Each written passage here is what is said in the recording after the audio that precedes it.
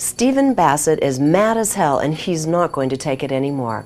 He says the game of hiding the presence of extraterrestrial presence here on Earth has to end, that it's time for full disclosure.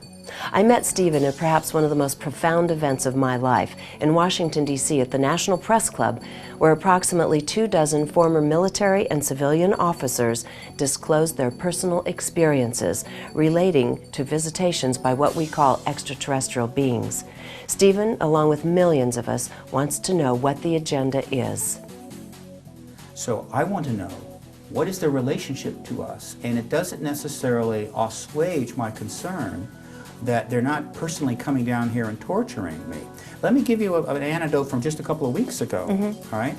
At the Laughlin conference, the UFO Congress, that's run by Terry and Bob Brown.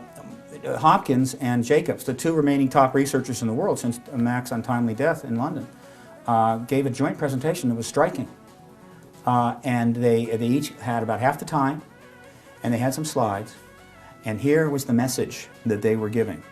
They were saying, and I'm paraphrasing, so I apologize to David and Bud if I've got it slightly wrong, is that they are getting a whole striking new set of reports back from abductees that they're interviewing, that they weren't getting a year and a half before. Just as an example. And the nature of these reports is that abductees are being taken up into craft, and they're participating in efforts to show hybrids how to function down here on the Earth, how to buy groceries, how to drive a car, how to blend in. Yes. Okay. Right. The implication is that, and they basically said this, it's possible that we're right on the verge of a major inculcation of hybrids into the world.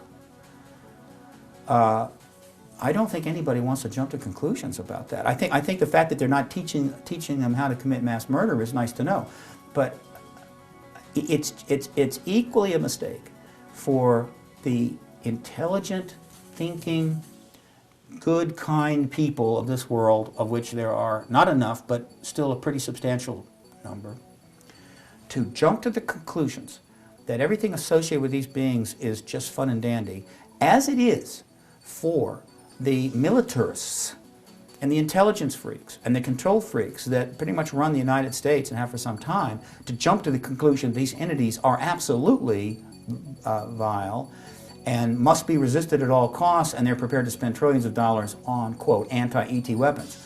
Both points of view are premature. This is a very spirited discussion with some dramatic points being made, so hold on to your seats.